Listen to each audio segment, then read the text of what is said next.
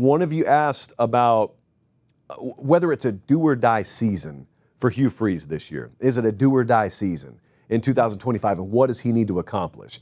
Well, I do think there's going to be a lot of that energy around the Auburn program.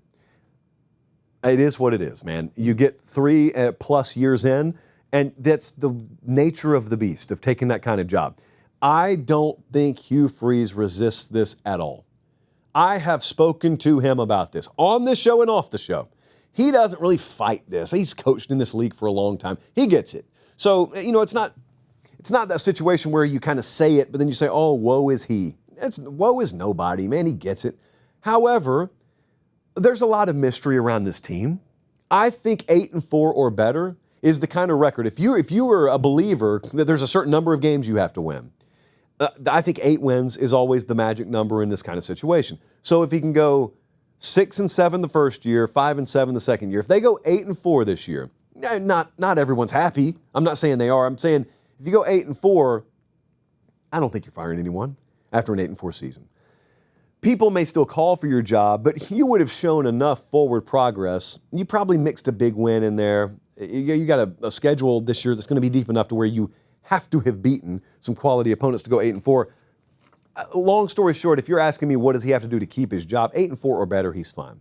And that's no guarantee if they go 7-6 that he's gone. I'm just saying 8-4, I think, quiets a lot of that. But look at the team, which most people haven't done because it's April. Really, really good wide receiver core. I think they believe that they compare with almost anyone in the country. Almost anyone in the country at wide receiver. Obviously, really, really big question around how much they turned the ball over last year, how bad they were as what we call a bob team, which is a bounce of ball team, because when it goes the other way, you tend to lose. If you're playing a lot of tight one-possession games, especially if you mix in being minus in the turnover battle, they were bad there last year. They were -5 turnovers against Cal. They were -3 against Arkansas. They threw that pick six against Oklahoma. So then they go get Oklahoma's quarterback, who was also fairly turnover prone last year, but I don't know that anyone would say Jackson Arnold was put in the best position to succeed last year. So a healthy amount of it is on him. But I don't know that many quarterbacks would have thrived, to put it lightly, in the system that existed in Norman last year. That's why the architects of that specific system are not there anymore. Let me cut in really quick and ask, look, prayer hands, please subscribe to the channel if you haven't already. And if you think you're subscribed, check and make sure. Over 50% of you aren't. It's free, it doesn't sign you up for anything, and it helps us keep the show free, college football year-round, the way God intended it. All right, back to the clip. They made changes because they needed to, but Jackson Arnold's not going to be the trigger man there anymore. He goes to Auburn.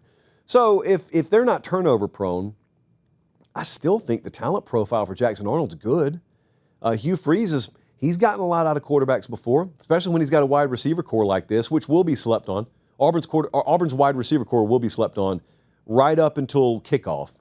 That final 2-week lead up to kickoff when everyone starts really zeroing in on specifics of teams, and your buddy will tell you, man, you know who's low-key pretty sneaky? That Auburn wide receiver core. Well, they're that way now. It's just not a lot of people are talking about them. They got 3 offensive linemen returning with 20-plus starts. So it's a sneaky team. You tell me that team can't give me 8 wins? Absolutely. They could give me more than that. They got 3 top 20 classes baked into that team. 2 of them are top 10 classes. They've done good in the portal. Like I just said, they went out and got Jackson Arnold. I do think it's a do-or-die season in a sense that you've got to see really, really good forward progress of the program. Because as much as I can tell you I believe in Hugh Freeze, or I believe in his approach, or I believe in their vision, all that could be real. I could mean every word of it, but you know as well as I do how you get judged in this sport. He knows as well as you do as well as I do how you get judged in this sport. And it sounds like this. 5-7 is not good enough at Auburn. Nor is 6-6, nor is 7-5 3 years in or more. Their over-under win total is 7.5 wins this year. So I guess what I'm telling you is he needs to go over that number at the very least to avoid some really, really uncomfortable conversations/situations. But here's the real tricky part. Bonus advice. If you go ahead and win 9 or 10 games, then you're really set. See, not everyone gives you that kind of insight, but that's what we do on this show.